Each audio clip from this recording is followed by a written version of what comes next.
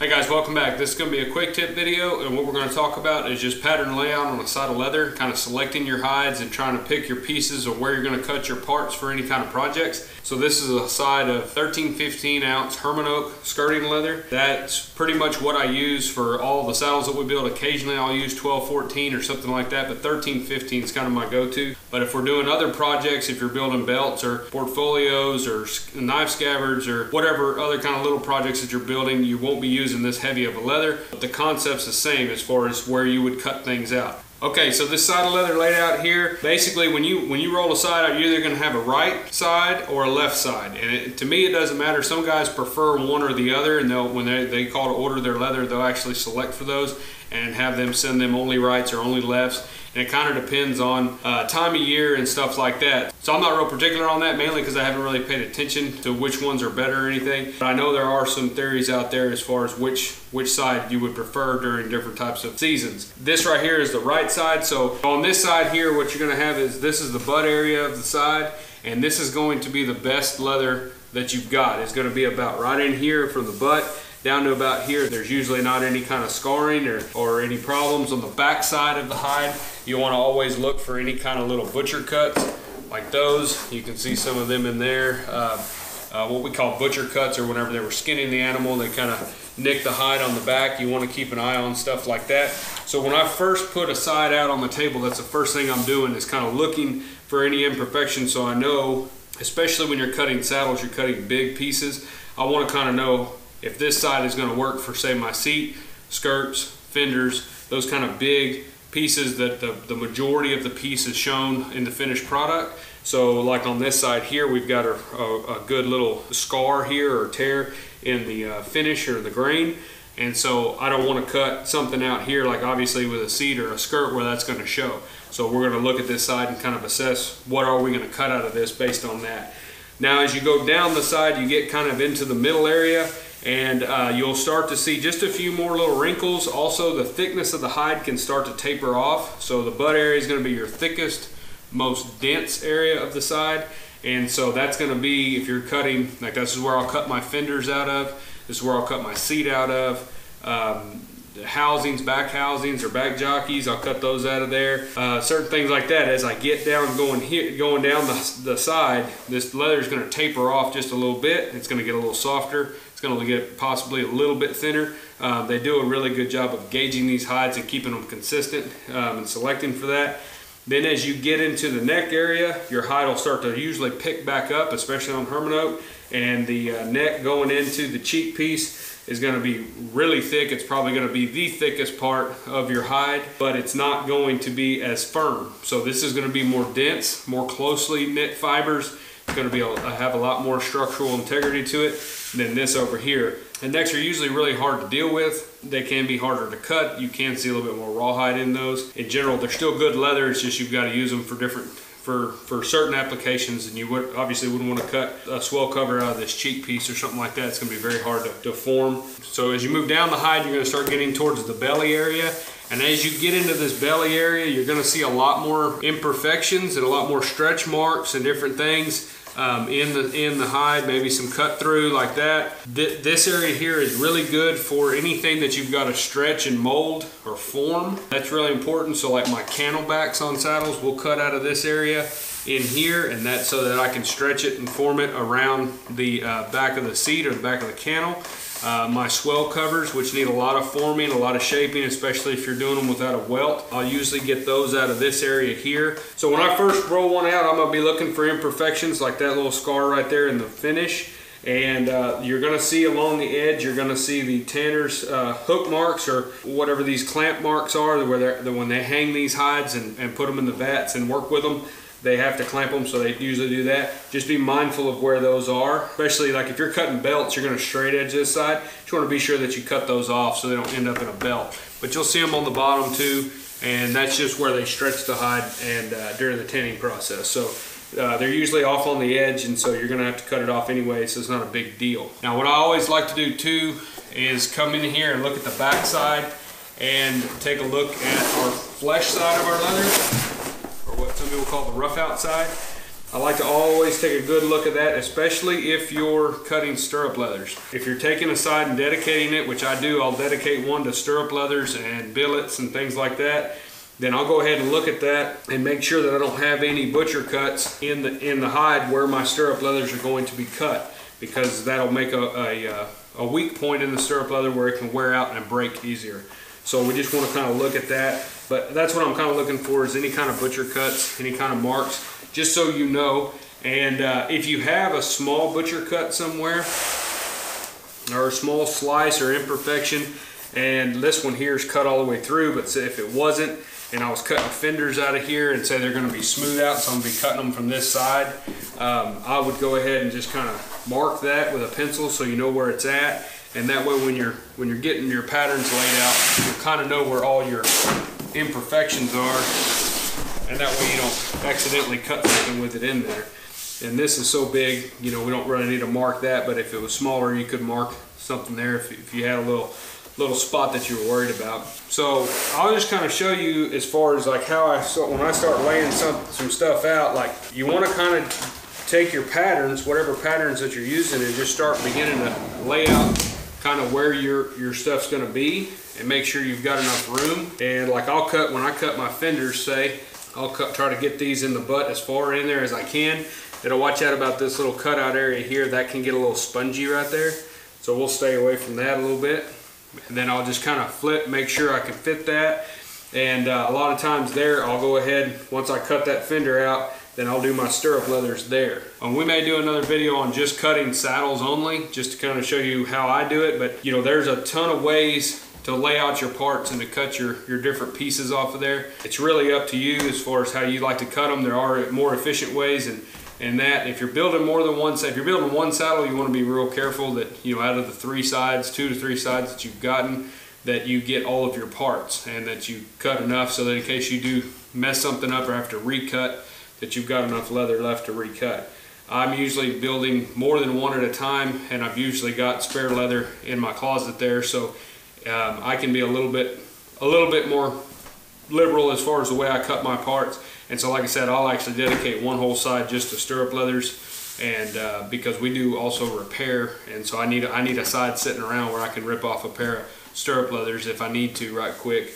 And so, but a lot of guys will cut, you know, one stirrup leather off the back, and then cut their seat and their skirts and different things, and take the other side, cut their fenders, the other stirrup leather, and then maybe a strip for billets. So when you are selecting a side, when you've got a side laid out on your table, the thing that you've got to remember is that this area right in here is going to be your best leather, your best quality leather. The butt down into the bend here, this is all really, really high quality. It's usually going to be very little blemishes, very smooth, very tight grain. It's going to tool really nice, and it's going to have a nice firm feel, even on the leveled stuff, depending on what kind of leather you're buying and what you're getting.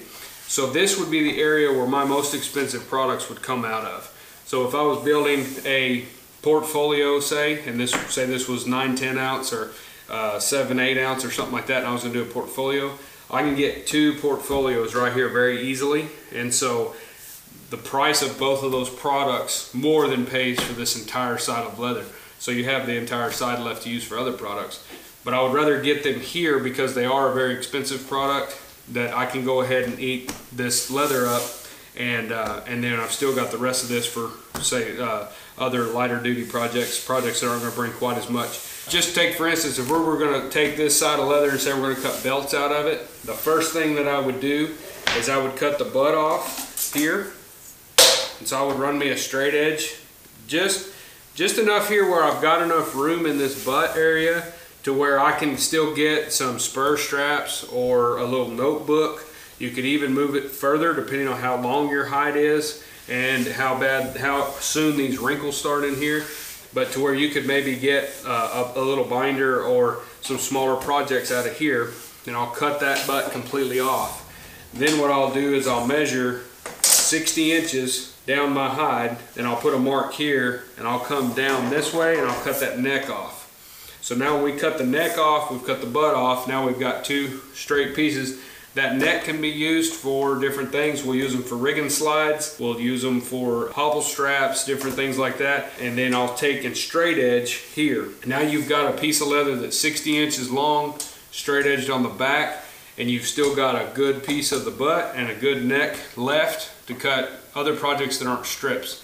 If you were to take this side, which a lot of guys do, and I'll take a brand new side of leather and straight edge all the way down and strip it all up into belts, what you end up with, your average belt's not going to be over 60 inches long. So you're going to have to cut off, you're going to measure for whoever you're building the belt for, you'll measure and say it's going to be 47.5 inches for a 37-inch belt. You're going to cut off and you're going to have a drop off that long that you really can't do anything with but maybe a dog collar. You've wasted the neck and wasted this piece of the butt, because now the entire side is stripped up, versus if we were to cut the butt off there and you got one big chunk and then cut the neck off here, now you got one big chunk. Those are way more valuable as whole pieces than they are as 1.5 inch strips that are, this long or this long. And then when you've got a 60-inch strip of leather and you go to cut your belt off, you're only going to waste maybe this much. So your drop off of that strip may only be about that long, depending on the size of the belt. But I try to keep that length down to the minimum, to where I know I'm going to get 99% of my belts cut out of that, just because I want to save these two end pieces as whole pieces so that I can still use those chunks for other projects. So this is a belt hide that I've already straight edged and actually already pulled off some belts off of. And so as you can see here, I've cut the neck off of this side completely, and I've cut the butt off of this side completely. Not sure how long this was.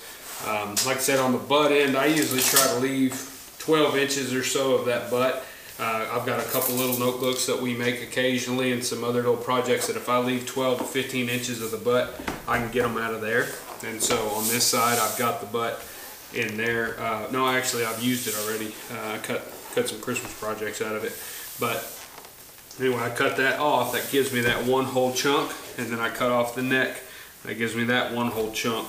And this is roughly 60 inches or so. Sometimes I'll add me a little bit more. It's a 62. I'll leave me a little bit more, just especially during Christmas, because I never know what I'm going to be up against. So I want to be sure I've got some length, and it gets kind of sketchy trying to get leather in December sometimes. So but then we just straight edge the back, and now this stays rolled up in my closet over there.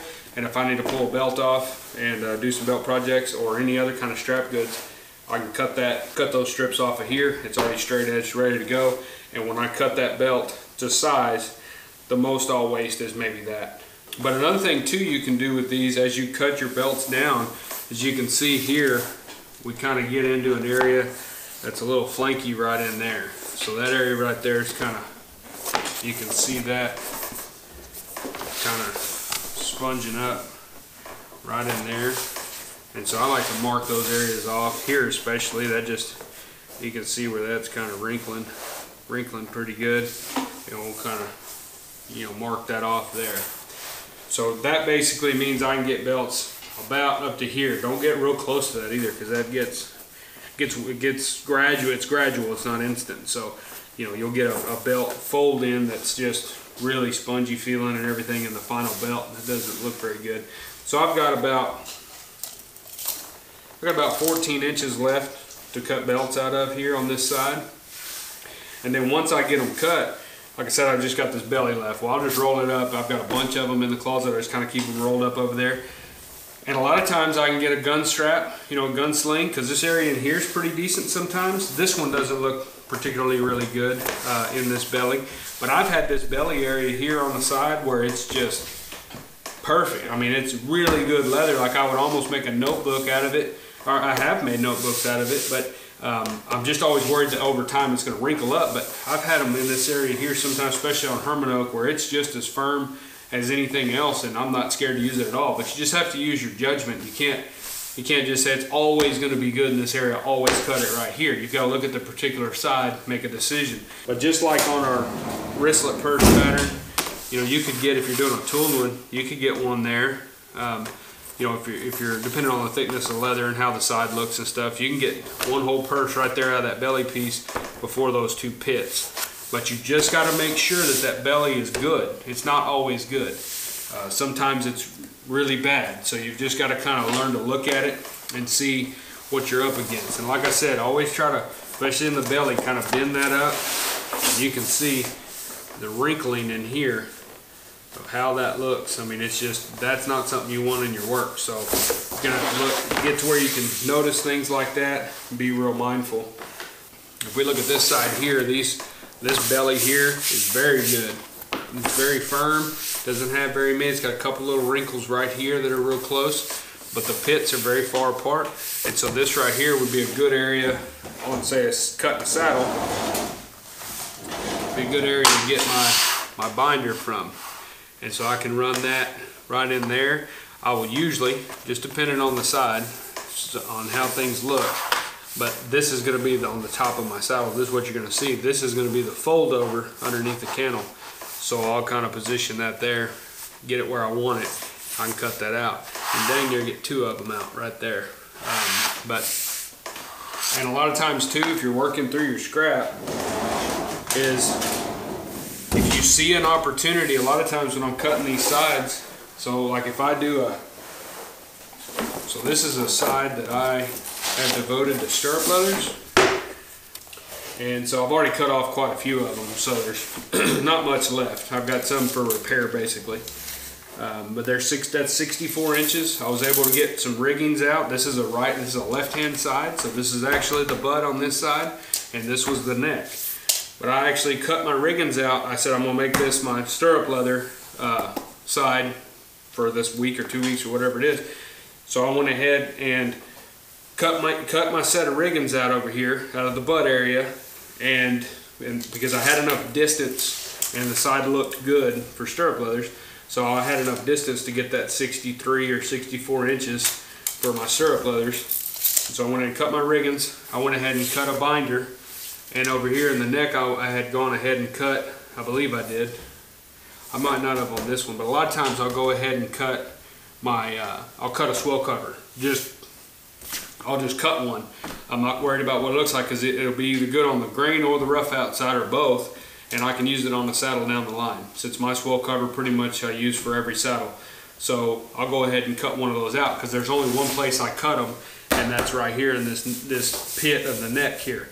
And so before I strip it out and cut my neck off of my hide, I go ahead and get me a swell cover usually. I think this one was real short and didn't really have a neck drop, a pit right there, so I don't think I cut one out. But then I'll go ahead and pull tape from where my riggings were, my mark at 64, and I cut the neck off. And like I said, I've already cut, I think, 2 sets of stirrup leathers off of here.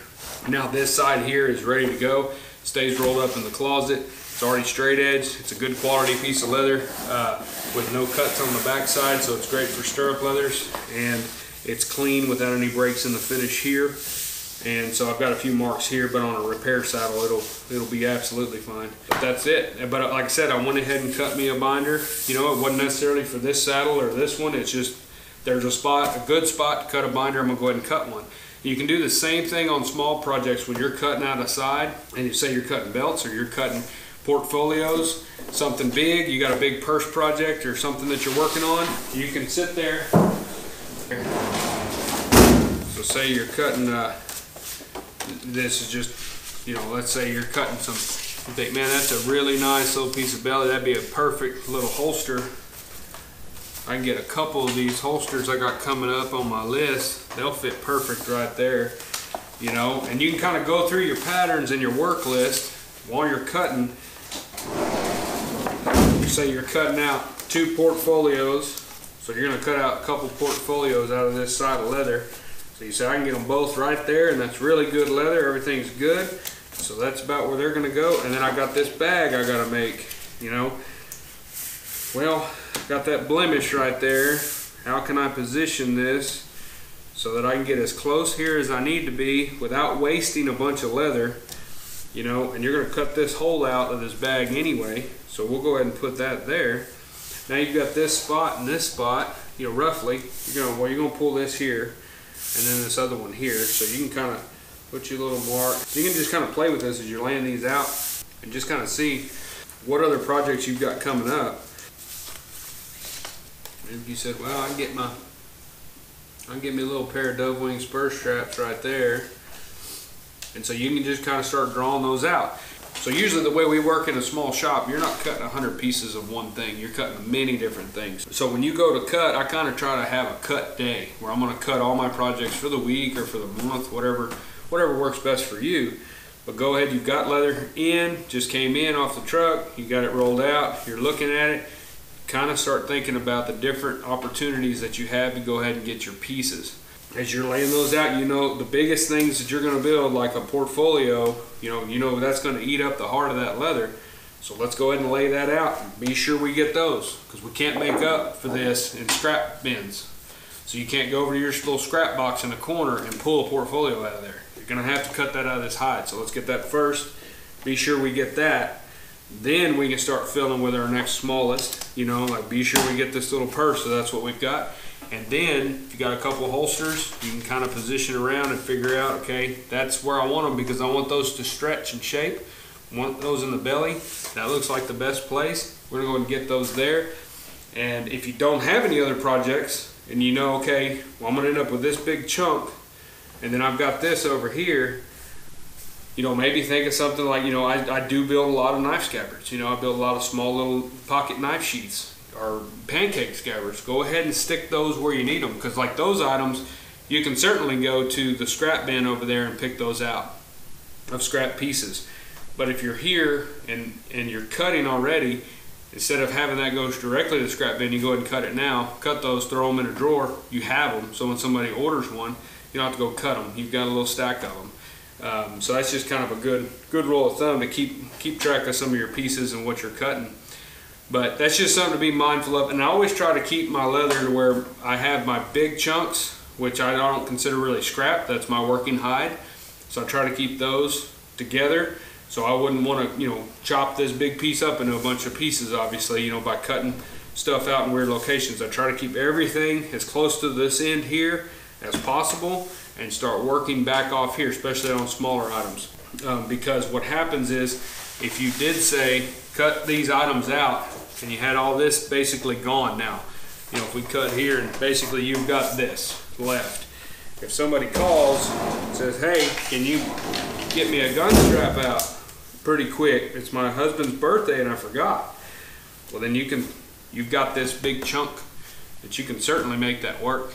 It might not be your preference of where to cut that. You might want this more down in this end, but if you don't have any more leather, this is your only option. At least you can still catch the job. So you can still make it, and it's still fine leather. You might have to skive this end down a little bit getting into the neck, but it's still a good piece of leather. And so, and if this wasn't here, you could push everything down to where you kept, if you do a lot of gun straps or some kind of other strap good, guitar strap or something like that, you can keep you a long piece here that where you're like, you could just cut that off and then just hang it up somewhere and have it. To where if you do have that rogue job that calls and says, hey, I need one by a couple weeks, is there any way?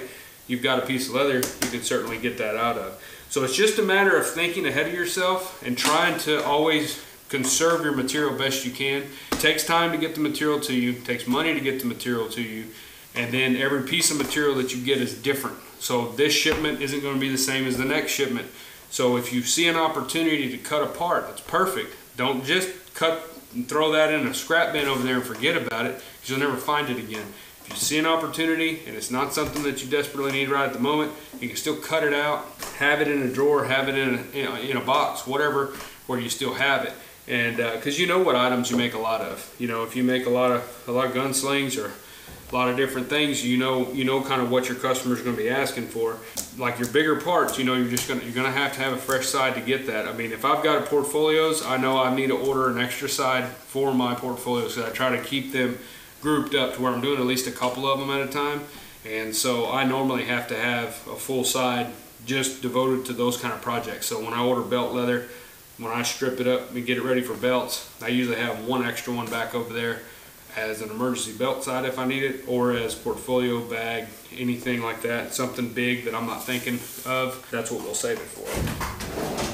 So that's my ideas as far as like how to select areas to cut out your patterns, how to kind of assess your side when you first roll it out, and kind of some things to look for. I hope you found this useful. If you do have any questions, if you're new to leatherwork and you get a side in and you're just too scared to cut into it, believe me, I've been there.